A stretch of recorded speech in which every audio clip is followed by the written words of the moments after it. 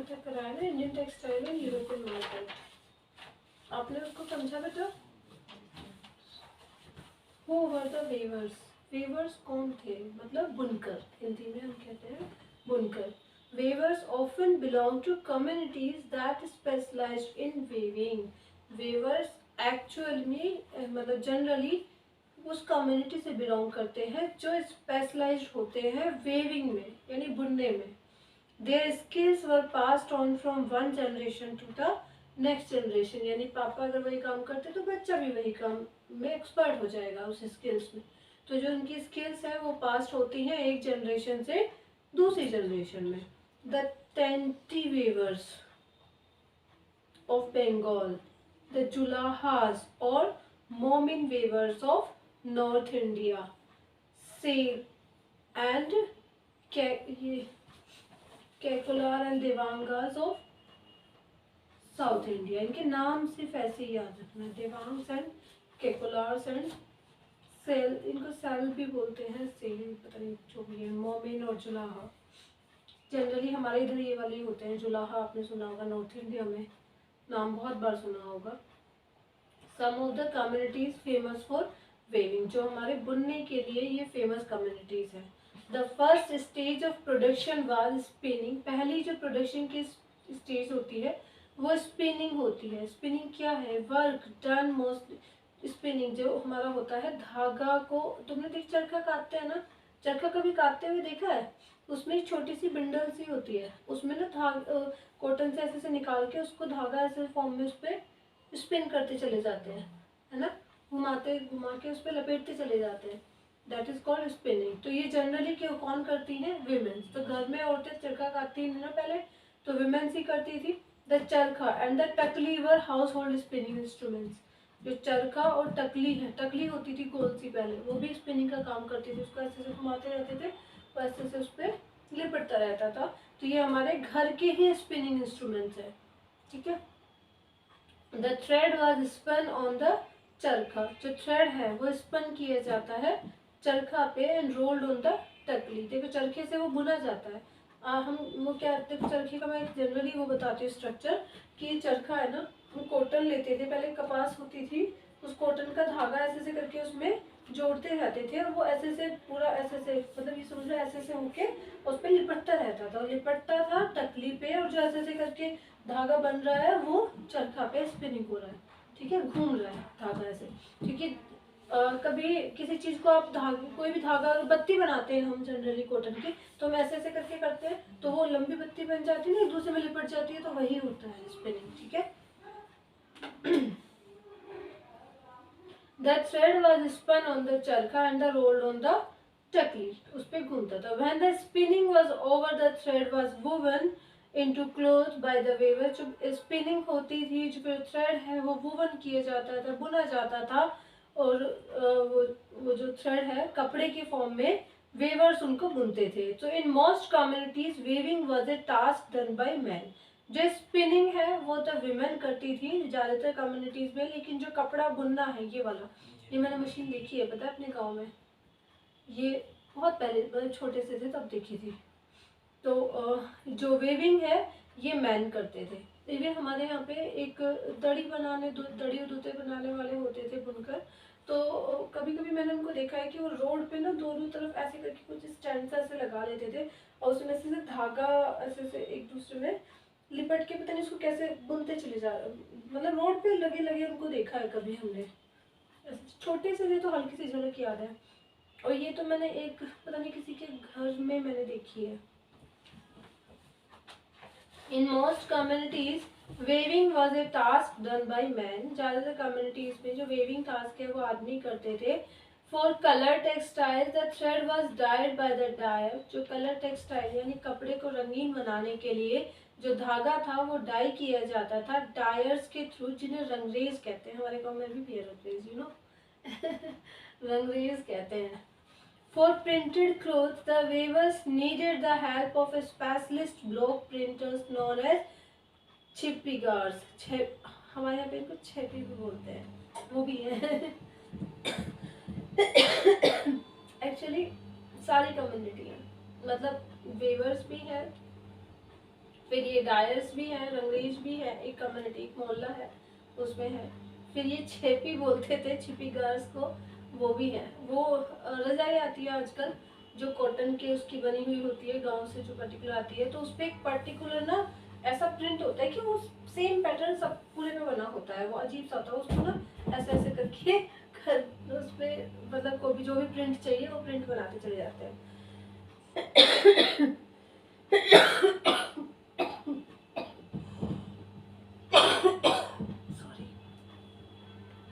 Handloom weaving and the occupations associated with it provided livelihood for millions of Indians। जो हाथ से बुनना है और जो उसका ऑक्यूपेशन है, ये बहुत सारे मिलियंस ऑफ इंडियंस को रोजगार दे रहा था, ऑक्यूपेशन दे रहा था, बेरोजगार नहीं थे।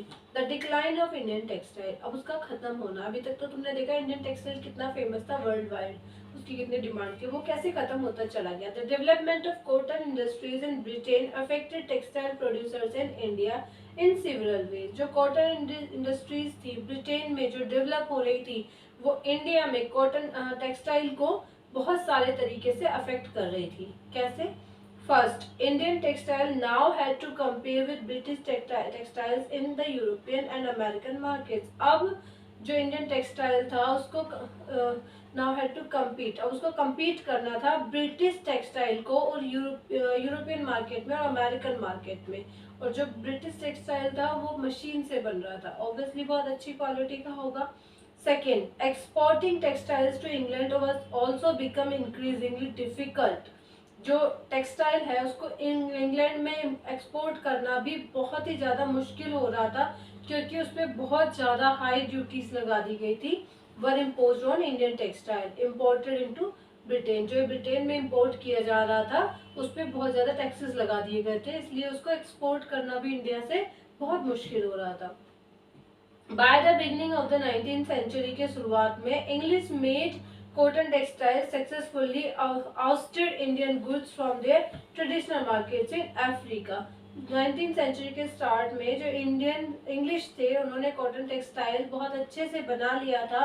अब वो इंडियन गुड्स को ट्रेडिशनल अफ्रीका के ट्रेडिशनल मार्केट में बेच पा रहे थे, अमेरिका एंड यूरोप में एज ए इंडियन गुड्स के नाम से। Thousands of weavers in India were now thrown out of employment। बहुत सारे जो बुनकर थे अब उनको रोजगार छिन गया मार्केट से। Bengal weavers were the worst hit। बहुत बुरी तरीके से बंगाल वेवर्स हिट हुए थे, अफेक्टेड हुए थे। English and European companies stopped buying Indian goods and their agents no longer gave out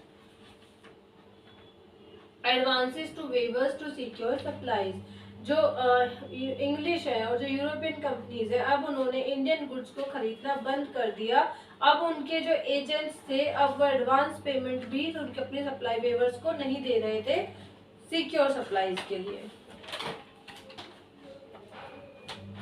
distressed weavers wrote petition to the government to help them. अब जो परेशान बुनकर हैं वो एक पिटीशन लिखते हैं गवर्नमेंट को उनकी हेल्प करने के लिए। बेटा इधर ध्यान दो।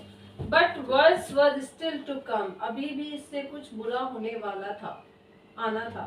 By the 1830s British cotton cloth flooded Indian market. अब क्या हुआ, एक तो इंडिया का एक्सपोर्ट बाहर नहीं हो रहा है, ऊपर से इंडिया की खुद की मार्केट में ब्रिटिश कपड़ा बहुत ज्यादा भर चुका है। ठीक है, यानी अब जो अपने इंडिया में वो बेच रहे थे वो भी नहीं बेच पाएंगे। In fact, by the 1880s, 2/3 of all the cotton clothes worn by Indians were made of clothes produced in Britain। यानी 2/3 हिस्सा जो इंडियंस पहन रहे थे वो ज्यादातर ब्रिटेन में बन रहा था 1880s तक। This affected not only specialist weavers but also spinners को भी इससे बहुत नुकसान पहुंचा। Thousands of rural women who made a living by spinning cotton thread were rendered jobless। बहुत सारी हजारों महिलाएं जो अपना गुजारा करती थी, जीती थी स्पिनिंग करके थ्रेड को, वो जॉबलेस हो गई थी, उनके पास कोई काम नहीं बचा था। Handloom weaving did not completely die in India. हाथ का जो बुनकर है वो पूरी तरीके से मरा नहीं था इंडिया में। This was because some type of clothes could not be supplied by machines. ये सिर्फ किस लिए था क्योंकि कुछ ऐसे कपड़े थे जो मशीन से सप्लाई नहीं किए जा सकते थे। How could machines produce saris with intricate borders और clothes with traditional woven patterns? कैसे मशीन वो साड़ी बना सकती है जिसमें वो अलग तरीके का जो इंट्रिकेट बॉर्डर पैटर्न होता है ट्रेडिशनल वुवन पैटर्न से वो नहीं बना सकती। So these had a wide demand not only among us the rich but also among us the middle class. इसकी सिर्फ रिच क्लास में ही नहीं, मिडिल क्लास में भी काफी डिमांड थी। Not did the textile manufacturers in Britain produce the very course clothes used by the poor people in India. जो Britain के जो प्रोड्यूसर्स थे वो बहुत ही जो कोर्स क्लोथ करीब लोग पहनते हैं, बहुत खुरदरा सा कपड़ा ऐसे ही, वो भी वो वहाँ पे प्रोड्यूस नहीं कर पा रहे थे। ठीक है, so you must have heard of Solapur in western India, Solapur के बारे में सुना होगा, and Madurai in south India. So these two emerged as important new centers of weaving in the late 19th century. 19th century के आखिरी दशक में बुनकरों के important centers की फॉर्म में ये उभर के आए, बने, इनको जाना जाता है। Later during the national movement, Mahatma Gandhi urged people to boycott imported textile। अब समझ में आया कि महात्मा गांधी ने क्यों कहा था कि स्वदेशी अपनाओ, है ना। बायकॉट, जो बाहर का टेक्सटाइल है, इम्पोर्टेड टेक्सटाइल को बायकॉट करने के लिए क्यों कहा था? क्योंकि हमारे यहाँ के बुनकर जॉबलेस हो रहे थे, उनकी वजह से हमारे यहाँ की आमदनी खत्म हो रही थी। एंड यूज हैंड स्पिन, चरखा क्यों उन्होंने एक सिंबल बनाया था, हैंड स्पिन, ठीक है, उसका यूज करो। एंड हैंड वूवन क्लोथ्स का यूज करो। Khadi gradually become a symbol of nationalism, राष्ट्रवाद का सिंबल बन गया था खादी, है ना। The चरखा came to represent India। अब ये जो चरखा था ये इंडिया को रिप्रेजेंट कर रहा था। And it was put at the center of the tricolor flag of Indian National Congress adopted in 1931। जो ट्राइकलर हमारा तिरंगा है, ये चरखा को तिरंगे में कब अडॉप्ट किया गया? सेंटर में 1931 में, ठीक है। What happened to the weavers and spinners who lost their livelihood? जो अपना जीवन यापन खो चुके थे, उनके साथ क्या हुआ? Many weavers become agricultural laborers। अब वो खेत में मजदूर बन गए थे, बहुत सारे बुनकर, ठीक है। Some migrated to cities in search of work। कुछ सिटीज में माइग्रेट हो गए थे काम की तलाश में। And yet others went out of the country to work in plantations in Africa। और कुछ उनमें से जो बाकी थे वो कंट्री से बाहर चले गए थे अफ्रीका में प्लांटेशंस के काम के लिए, एंड साउथ अमेरिका में। Some of these handloom weavers also found work in the new cotton mills. इनमें से कुछ जो हाथ के बुनकर थे, हैंडलूम वेवर्स थे, इनको कॉटन मिल्स में काम मिल गया था। That was established in Bombay, जो हमारी बॉम्बे में एस्टैब्लिश्ड हुई थी कॉटन मिल। ये अहमदाबाद, सोलापुर, नागपुरी, कानपुरी, सारी तुम्हें पता है, ये सारी जगह कपड़े के नाम से फेमस है। देखो ये हमारा ना इनका अपना एक लेटर है जो हमें बताता है कि इनकी क्या बुरी दशा हुई थी, तो हमें इसे समझना चाहिए। In 1823, the company government in India received a petition from 12,000 बुनकर से उन्हें एक petition मिली। Our ancestors यानी जो हमारे पूर्ववर्ती हैं, and we used to receive advances from the company, हम advance payment लेते थे कंपनी से, and maintain ourselves and our respective families by weaving company superior assortments। हम अपनी कंपनी के अच्छे काम के लिए अपने फैमिली के देखभाल करते थे, इसी एडवांस पेमेंट से मेंटेन करते थे सारा कुछ। Owing to our misfortune, the orangs have been abolished ever since, because of which we and our family are distressed। ये जो पहले से हमारा जो एडवांस पेमेंट है ये मिटा दिया गया है, जिसकी वजह से हम और हमारी फैमिली बहुत ही डिस्ट्रेस्ड है। For want of the means of livelihood, जीवन यापन कैसे करेंगे इस चीज को सोच के। वी आर वेवर्स, हम बुनकर्स हैं। Do not know any other business, हमें नहीं पता है कोई और काम। We must starve for food, हम भूख खाने के लिए, भूख के लिए भूखमरी की कगार पे हैं। If the board of trade do not cast a look of kindness towards us, अगर जो ट्रेड बोर्ड ऑफ ट्रेड है अगर हमारी तरफ दयालुता से नहीं देखता है, and give orders for clothes, अगर वो कपड़ों के ऑर्डर नहीं देता है तो हम भुखमरी से मर जाएंगे। Please publish this in your paper, ऐसा भी उन्होंने लिखा कि अपने पेपर में पब्लिश करो। वन विडोड स्पिनर है, एक विधवा बुनकर है, रोट इन 1828 में लिखती है एक बंगाली न्यूज़पेपर को, समाचार दर्पण, ये एक बंगाली न्यूज़पेपर है, इसको लिखती है, डिटेलिंग हर प्लाइट, अपनी जो भी है उसको डिटेल करते हुए, टू द एडिटर, समाचार इसके एडिटर को। आई एम ए स्पिनर, मैं एक बुनकर हूँ। After having suffered a great deal I am writing this letter, काफी कुछ सफर करने के बाद मैं ये लेटर लिख रही हूँ। Please publish this in your paper, आप इसे अपने पेपर में पब्लिश करें। व्हेन माई एज वॉज 22, जब मेरी उम्र 22 साल थी, आई बिकेम ए विडो, मैं विधवा हो गई थी, विद 3 डॉटर्स, 3 बेटियों के साथ में। My husband left nothing at the time of his death, मेरे हस्बैंड ने अपनी डेथ के टाइम पे कुछ नहीं छोड़ा था। आई सोल्ड माई ज्वेलरी, मैंने अपने सारे आभूषण भी बेच दिए, फॉर हिज श्रद्धा सेरेमनी के लिए, उसकी श्रद्धा सेरेमनी के लिए। When we were on the verge of starvation, जब हम भूखमरी की कगार पे ही थे, God showed me a way by which we could save ourselves, भगवान ने मुझे एक रास्ता दिखाया जिसके जरिए हम खुद को बचा सकते थे, सेव कर सकते थे।